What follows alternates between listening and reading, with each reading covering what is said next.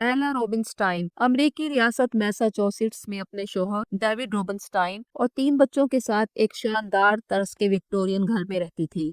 उसका शौहर डेविड एक कामयाब डेंटिस्ट था। 40 बरस तक एला की जिंदगी साकिन पानियों जैसी रही थी, जो कई तरह से यकसानियत से भरपूर और आम थी। एला की तरजीहात की फहरिस्त में उसके बच्चे सबसे ऊपर थे, लेकिन अब बच्चे बड़े हो चुके थे और अपने फैसले खुद करने लगे थे, और उन्होंने वाजे कर दिया था कि अब उन्हें माँ की वैसी जरूरत ना थी जैसे कभी हुआ करती थी। एला की जिंदगी में जज्बात, मोहब्बत और रूहानियत की कमी थी। अगरचे उसने अंग्रेजी अदब में ग्रेजुएशन की थी और किसी दौर में वो क्रिटिक बनना चाहती थी, लेकिन जिंदगी उसे 3 बच्चों की माँ और ना खत्म होने वाली घरेलू जिम्मेदारियों के साथ एक मेहनती खातून खाना में बदलते हुए उसे कहीं और ले आई थी। एला की जिंदगी का रुख उस वक्त बदलता है जब मई 2008 में अपनी 40वीं सालगिरह से 2 हफ्ते पहले उसे बोस्टन की एक पब्लिशिंग कंपनी में किताबी एडिटर की नौकरी मिलती है। पहली किताब जो उसे एडिट करने के लिए दी जाती है, उसका नाम स्वीट ब्लास्फेमी था, जिसे एक रूहानी राइटर अजीज जहारा ने लिखा था। ये किताब द हकीकत, शम्स तब्रेजी और मौलाना जलालुद्दीन रूमी की तारीखी और रूहानी मुलाकात पर मबनी एक नावल था। एला ने मुसव्वदे को उसके लिफाफे से निकाला। उसके सरवत पर नावल का नाम नीली रोशनाई से लिखा गया था। एला को बताया गया था कि मुसन्निफ के बारे में कोई भी ज्यादा नहीं जानता, बस इतना मालूम था कि ये कोई ए जहारा है जो हॉलैंड में रहती है। एला जब इस नावल को पढ़ती है तो उसके दिल में सवालात, इस्तराब और तब्दीली पैदा होने लगती है। वो महसूस करती है कि जैसे वो खुद इस कहानी का हिस्सा बन गई।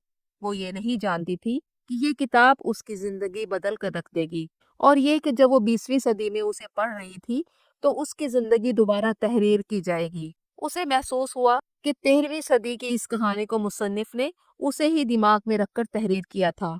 एला ने पढ़ना शुरू किया। 13वीं सदी बेमिसाल इंतशार का दौर था, जब ईसाई और मुसलमान आपस में दस्तों गिरेबां थे। इस इंतशार के दरमियान तुर्की के शहर कोनिया में एक मुमताज मुसलमान आलिम रहते थे, जिन्हें सब जलालुद्दीन रूमी के नाम से जानते थे, और लोग उन्हें मौलाना और हमारे उस्ताद कहकर पुकारते थे। पूरे इलाके में और इलाके से बाहर उनके हजारों शागिर्द और अकीदतमंद थे। दूसरी तरफ ईरान के शहर तबरेज में एक दरवेश रहा करते थे, जिन्हें लोग शम्स तबरेजी के नाम से जानते थे, जो बचपन से ही आम लोगों से मुख्तलिफ थे। वो दुनियावी चीजों की बजाय सच्चाई और इश्क हकीकी में दिलचस्पी रखते थे। वो नगर नगर घूमते, कभी एक मुकाम पर दूसरी बार नहीं सोए। जब भूख लगती तो ख्वाबों की ताबीर बताकर चंद सिक्के कमा लेते। इस हालत में मशरिक और मगरिब में घूमते और हर जगह खुदा के जुस्तजू में रहते। उनका कहना था कि मेरी जड़ें कहीं नहीं, इसलिए जाने के लिए मेरे पास हर जगह है। वो मशहूर तिजारती रास्तों से लेकर उन फरामोश शुदा राहों तक गए जहाँ कोई जीरूह दिखाई ना देता था। बहेरा अस्वद के साहिलों से फारिस के शहरों तक, मशरिक वुस्ता के सब्जाजारों से अरब के रेत के टीलों तक सफर किया। घने जंगलात से गुजरे और मुसाफिर खानों में वक्ती कयाम किया। कदीम कुतुब खानों में साहिब इल्म लोगों से बातचीत की, असातिज़ा को सुना, दरगाहों और खानकाहों में रातें बसर की। इन तमाम तजर्बात से गुजरने के बाद उन्होंने मजहब इश्क के 40 असूल बनाए, जिनकी तकमील सिर्फ और सिर्फ मोहब्बत के जरिए मुमकिन हो सकती थी। अब उन्हें अपनी मौत से मुतल्लिक कुछ इशारे मिल रहे थे। वो मौत से खौफजदा ना थे। वो मौत को इख्तिताम के तौर पर नहीं देखते थे, बल्कि फिक्रमंद थे कि अपने सीने में मौजूद इल्म किसे मुंतकिल करें। उनकी सबसे बड़ी ख्वाहिश थी कि वो एक ऐसा इंसान तलाश करें जो उनके इल्म और मोहब्बत को समझ सके। एक रात शम्स को ख्वाब में पैगाम मिला कि तुम्हारा रूहानी साथी कोनिया में मौजूद है। उसका नाम मोहम्मद जलालुद्दीन रूमी है। शम्स ने फौरन सफर शुरू किया। सफर के दौरान शम्स तब्रेज जब बगदाद की एक खानका आए तो इत्तेफाक से उस वक्त बगदाद के काजी भी मौजूद थे। शम्स और काजी एक दूसरे को बगैर कुछ कहे देखते रहे। नाम पूछे जाने पर शम्स तब्रेज कहकर तारुफ करवाया और कहा कि वो खुदा के जुस्तजू में है। दरियाफ्त किया गया, क्या तुम उसे पाने में कामयाब हुए? सर हिलाते हुए दरवेश ने जवाब दिया, बिलाशुबा वो मेरे साथ रहा है।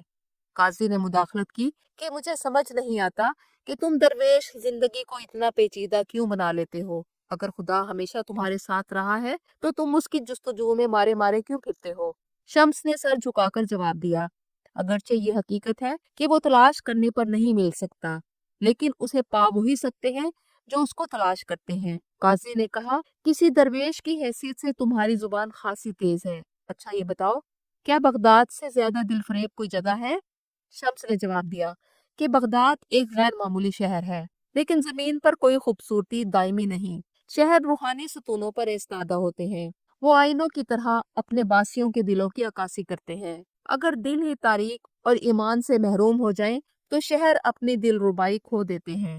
درویش اور قاضی میں کچھ دیر بحث چلی اور قاضی نے پوشیدہ الفاظ میں دھمکی دیتے ہوئے کہا کہ جہاں تم کھڑے ہو اس کے اور توہین مذہب یا کفر کے درمیان ایک بے حد باریک سی لکیر ہے۔ قاضی کے جانے کے بعد شمس نے کہا کہ وہ رومی سے ملنے کونیا جانا چاہتے ہیں، وہی رومی جس کو اپنے والد کے عقب میں چلتے دیکھ کر ابن عربی نے بے ساختہ کہا تھا، سبحان اللہ، ایک بحر ایک جھیل کے پیچھے چل رہا ہے۔ اور اب شمس تبریز اور رومی کے درمیان ایک ملاقات کا آغاز تھا جسے آنے والی صدیوں کے صوفیہ نے دو بحر کے ملاپ سے تشبیہ دینا تھی۔ شمس نے بغداد سے کونیا کا سفر شروع کیا اور 1244 میں کونیا پہنچ گئی۔ کونیا اس وقت علم و دین کا مرکز تھا اور رومی وہاں مشہور عالم، فقیہ، استاد اور شیخ تھے۔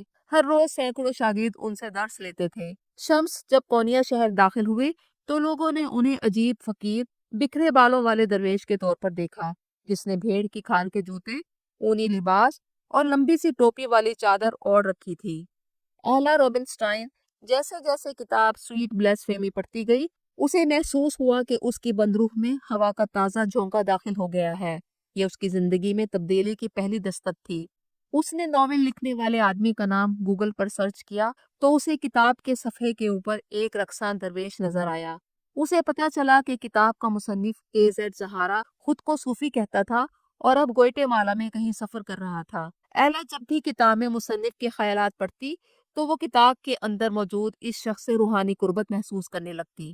ادھر شمس تبریز رومی سے ملنے کے لیے بغداد سے تنہا گھوڑے پر سوار ہو کر چل پڑے تو خانقاہ کا ایک شاگرد درویش، جسے سب نو مرید یا سنہری بالوں والا نادان کہہ کر پکارتے تھے، وہ بھی چپکے سے شمس کے ساتھ چل پڑا۔ جب شمس زادے راہ خریدنے بغداد کے بازار میں رکے تو نو مرید ان کے سامنے آ گیا اور التجا کی کہ میں آپ کا رفیق سفر بننا چاہتا ہوں۔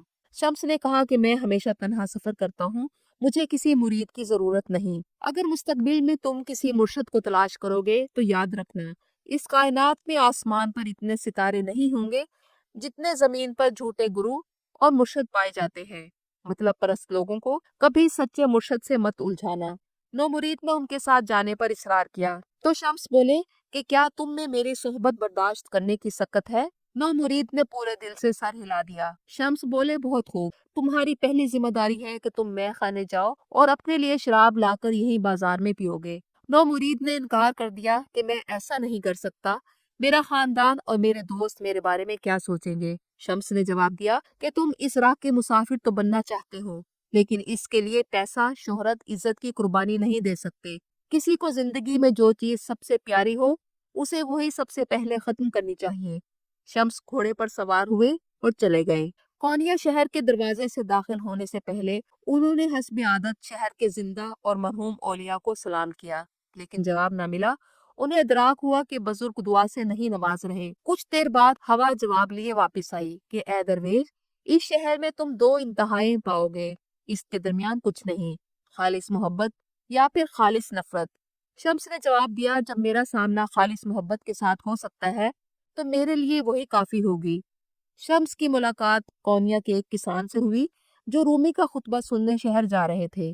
شمس بھی اس کے ساتھ کونیا کی مسجد میں پہنچ گئے جو لوگوں سے بھری ہوئی تھی، لیکن شمس رومی کا خطبہ سننے کے بجائے شہر چلے گئے کہ لوگ اس عظیم مبلغ کے بارے میں کیا کہتے ہیں۔ شمس کونیا کی گلیوں میں گھومتے رہے، لوگوں کو رومی کے متعلق باتیں کرتے سنا۔ شمس حیران تھے کہ اس قدر شہرت نے رومی کے نفس پر کیا اثر ڈالا ہوگا۔ آخر ایک دن جب رومی اپنا وعظ ختم کرنے کے بعد اپنے شاگردوں کے ہمراہ گھوڑے پر سوار ہو کر جا رہے تھے تو انہیں ہجوم میں سے راستہ بناتا ہوا ایک درویش نظر آیا۔ یہ شمس تھے، جن کے سر اور چہرے پر کوئی بال نہ تھے۔ شمس کی نگاہیں رومی پر جمی تھی، وہ سڑک کے درمیان کھڑے تھے، گویا نہ صرف جلوس کو بلکہ وقت کے بہاؤ کو بھی روکنا چاہتے تھے، اور کہا کہ وہ ایک سوال پوچھنا چاہتے ہیں جس کے لیے رومی کو گھوڑے سے اتر کر ان کی سطح پر ان کے برابر کھڑا ہونا پڑے گا۔ اور سوال کیا کہ کون عظیم ہے، پیغمبر محمد صلی اللہ علیہ وآلہ وسلم یا صوفی بستامی؟ رومی کو یہ سوال اور موازنہ بہت عجیب لگا، لیکن سمجھ گئے کہ وہ کوئی دیوانہ درویش نہیں، اور وضاحت کی کہ خدا کی محبت بحر بے کنار ہے، جہاں سے ہر شخص اپنے پیالے کے مطابق پانی لیتا ہے۔ کچھ لوگوں کے پاس بڑا برتن ہوتا ہے، بستامی کا برتن چھوٹا تھا، اور ان کی پیاس ایک گھونٹ بھرنے کے بعد بجھ گئی، اور وہ اسی میں خوش تھے، جبکہ محمد صلی اللہ علیہ وآلہ وسلم کا پیالہ لامحدود تھا۔ وہ مصطفیٰ تھے، وہ چنے گئے تھے، اسی لیے ان کا دل کھول دیا گیا تھا۔ شمس نے رومی کو دیکھا، وہ دونوں احتراماً ایک دوسرے کے سامنے جھکے۔ لوگ رومی کو شمس کے سامنے جھکتا دیکھ کر حیرت زدہ رہ گئے۔ اچانک رومی پر ایک احساس غالب آیا کہ یہ ایک اداور، دبلا پتلا شخص وہی ہے جس کو وہ گزشتہ 40 راتوں سے خواب میں دیکھ رہے تھے۔ رومی اور شمس کی ملاقات کا یہ واقعہ شہر بھر میں مشہور ہو چکا تھا کہ وہ درویش کون تھا جسے رومی جیسے عالم فاضل شخص نے اس قدر سنجیدگی سے لیا تھا کہ اس کے سامنے جھک گئے۔ رومی کے چھوٹے بیٹے علاؤالدین نے ہمیشہ لوگوں کو رومی کے آگے جھکتے دیکھا تھا۔ اس کے لیے یہ یقین کرنا مشکل تھا کہ اس کا والد نہ صرف اس درویش کے سامنے جھک گئے تھے، بلکہ اب وہ درویش ان کے گھر میں مقیم تھا۔ رومی اور شمس کتب خانے میں 40 روز سے گوشہ نشیں تھے۔ صبح روٹی کے ایک ٹکڑے اور شام کو بکری کے دودھ کے ایک پیالے پر صابر و شاکر رہتے۔ شمس نے رومی کو سکھایا کہ خدا تک پہنچنے کا راستہ عبادت سے نہیں، محبت سے جاتا ہے۔ وہ کہتا تھا، جو تم خدا کے بارے میں سوچتے ہو، در حقیقت وہ تم خود ہو۔ اگر خدا کو محبت سمجھو تو تم محبت ہو، اگر خدا کو خوف سمجھو تو تم خوف ہو۔ ایک دن رومی نے پوچھا، محبت کیا ہے؟ شمس نے جواب دیا، محبت وہ آگ ہے جو تمہیں جلا کر راکھ کر دے گی، اور پھر اس راکھ سے ایک نیا انسان جنم لے گا۔ علاؤالدین دروازے سے کان لگا کر ان کی باتیں سننے کی کوشش کرتا۔ 40 روز کے بعد اس کے کانوں نے درویش کو رومی کو یہ کہتے سنا، اب ہم مذہب عشق کے 40 اصولوں پر بات کر چکے ہیں، اب ہمیں باہر نکلنا چاہیے۔ آپ کا بڑا بیٹا آپ کے نقش قدم پر چلتا ہے، لیکن چھوٹا مختلف ہے، اس کا دل رشک و حسد سے سیاہ ہے۔ جب وہ دروازے سے لگا درزوں سے جھانکتا ہے تو میں اسے دیکھ رہا ہوتا ہوں۔ علاؤالدین یہ سن کر غصے سے دروازہ دھکیل کر اندر داخل ہو گیا۔ رومی نے سخت برہمی کا اظہار کیا اور اسے سرزنش کرتے ہوئے نکال دیا۔ ایلا اور عزیز زہرا کے درمیان ای میلز کا تبادلہ ہونے لگتا ہے۔ دونوں کے درمیان لکھے جانے والے ہر پیغام میں سچائی، نرمی، محبت اور روشنی تھی۔ ایلا کو محسوس ہوتا کہ عزیز اس سے نہیں بلکہ اس کی روح سے گفتگو کرتا ہے۔ وہ ایلا کو شمس تبریزی اور مولانا رومی کی محبت، روحانیت اور 40 اصولوں کے ذریعے زندگی کا ایک نیا زاویہ دکھاتا ہے۔ ایلا کو پہلی بار محسوس ہوا کہ کوئی اسے سنتا ہے، سمجھتا ہے اور اس کی اندرونی آواز کو پہچانتا ہے۔ ان دونوں کے درمیان یہ ایک ایسا تعلق تھا جو وقت، فاصلوں اور ظاہری حدود سے آزاد تھا۔ ایلا کی کتاب کی ایڈیٹنگ ختم ہونے والی تھی، لیکن اپنی ادارتی رپورٹ کے لیے اس نے پبلشنگ کمپنی سے مزید وقت مانگا۔ وہ اس سے پہلے مکمل کر سکتی تھی، مگر کرنا نہیں چاہتی تھی۔ وہ کتاب کے مصنف عزیز کے ساتھ اپنے رابطے اور گفت و شنید کو راز رکھتی تھی، اور یہ راز اس کے پاس بہت ہو گئے تھے۔ ایلا محسوس کرنے لگی تھی کہ عزیز نے اس کے اندر کچھ بدل دیا ہے۔ وہ اب زندگی کو نئے رنگوں میں دیکھنے لگی۔ اسے اپنے خوف، اپنی چپ اور اپنے بے معنی ہونے کے احساس سے نجات مل رہی ہے۔ ایک عجیب سکون ایلا پر طاری تھا۔ وہ خود کو زیادہ مضبوط اور متوازن محسوس کرتی۔ وہ آئینہ دیکھتی، اسے کوئی فرق دکھائی نہ دیا، کچھ بھی نہ بدلا تھا اور کچھ بھی پہلے جیسا نہ تھا۔ رومی نے محسوس کیا کہ شمس صرف ایک درویش نہیں بلکہ خدا کی آواز ہے۔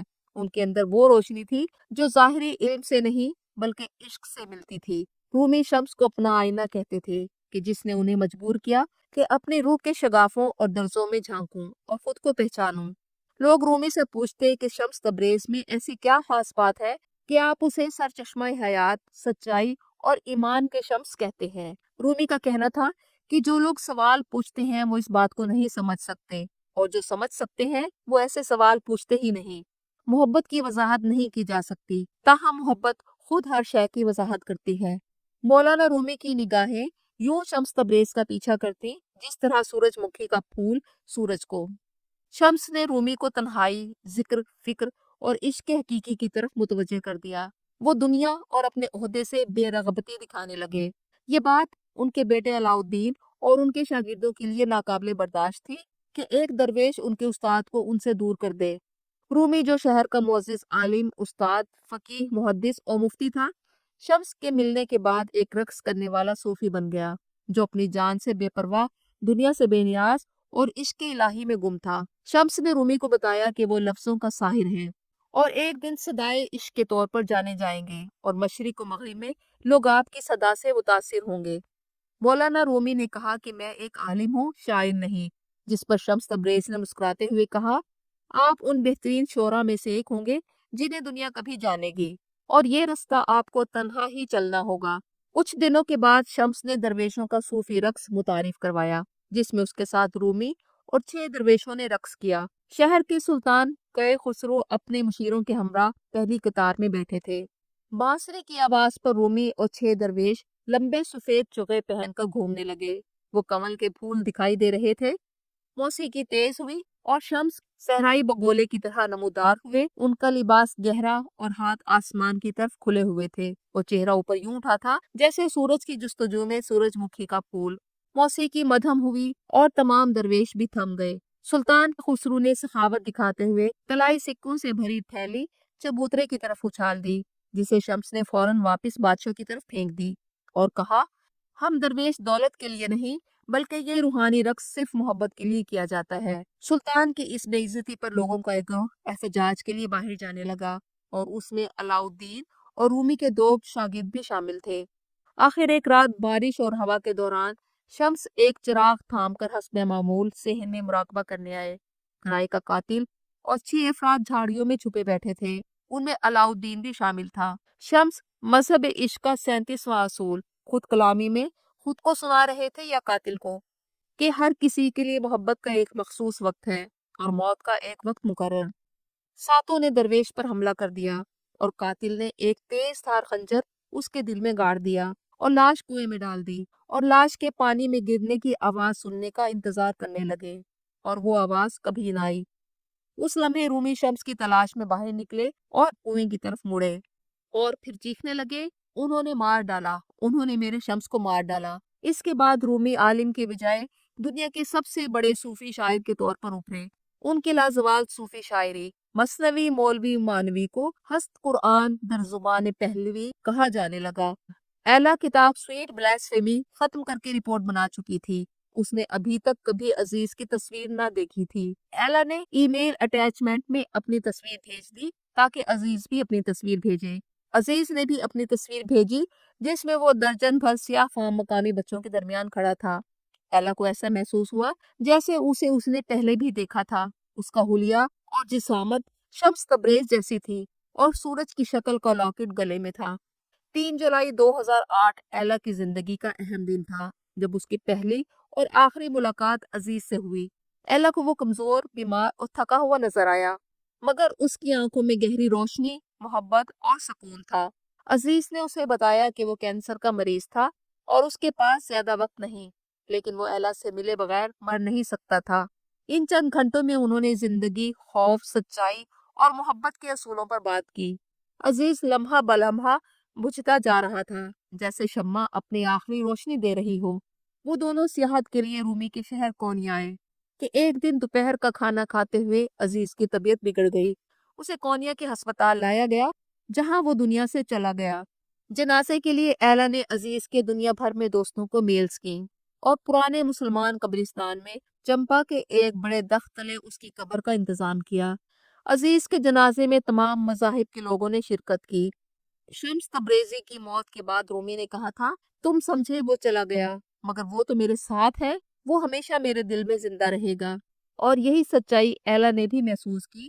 وہ جان گئی کہ سچی محبت کی کوئی موت نہیں ہوتی، اور یہی 40واں اصول تھا۔